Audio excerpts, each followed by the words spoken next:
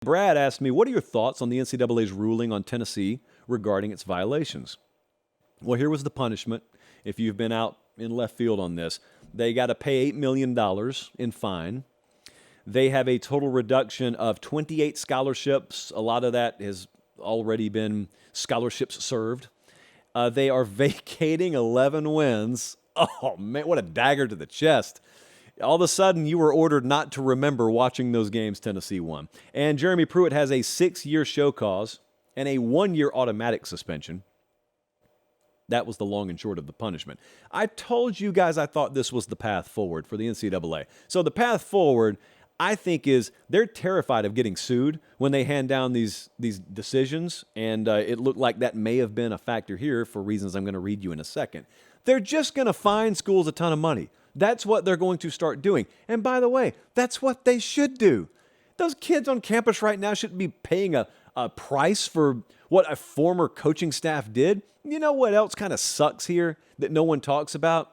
The recruiting staff that was at Tennessee. And I'm not talking about coaches, man. I'm talking about people whose names you don't know. Like a lot of young girls, a lot of young guys that work behind the scenes, don't make a ton of money. They're looking to forge a name for themselves and work their way up the ladder. And they're involved in something. They're not spearheading. They're doing what they're told. And they get blacklisted. They don't get to get jobs anywhere. That part sucks, and no one's going to talk about it. So I guess I will for like 15 seconds. But back to the matter at hand. When I'm college football commissioner and eventually just take over the NCAA and I handle investigations myself, you're just going to get fined a ton of money. And we will take care of things internally. That's what we'll do. Also, they're going to hammer the guilty party. So Jeremy Pruitt, I mean, I can tell you confidently, I think Pruitt thought that his time served, because he hadn't coached since 2020. I think Pruitt thought his time served and maybe 1 or 2 more years, that was going to be it. And the NCAA said, absolutely not. Tennessee, your former employer is going to pay us a ton of money, and you are out. And even if someone wants to hire you, even after the show cause part of it, if he gets hired, there's an automatic 1-year suspension where you can't do anything. And I don't know if he's going to challenge it legally. I'd kind of be surprised if he didn't, but I don't have any information on that. That's the way it's going to happen. The guilty parties are going to get hammered.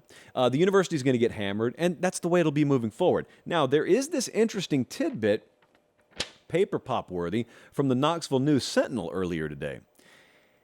And that was that the Tennessee Attorney General threatened legal action if the NCAA delivered a postseason ban. And the NCAA has the legal standing of an accordion. I mean, you're talking about like spine of jellyfish style up there. So they folded on that, no postseason ban, nor should there have been. But let me tell you what they did do.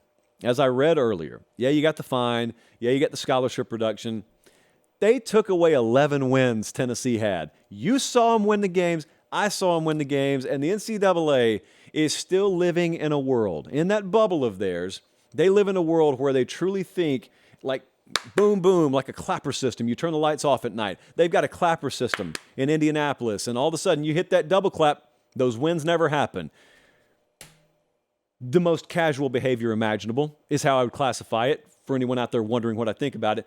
I firmly believe there is coming a day where a future generation looks back on the NCAA vacating wins as a punishment tool, the same way that we look back on the fact that doctors used to prescribe cigarettes to cure asthma in the 50s.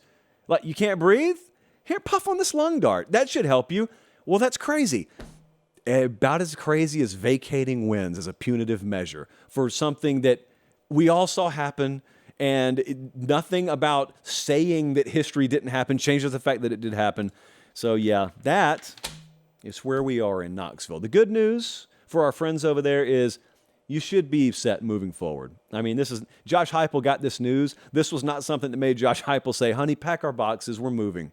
We're out of here. This is a dead-end job. It's nothing like that. So I know there were a lot of happy texts that I got from Knoxville about, 15 minutes after Ross Dellinger and the boys dropped that story.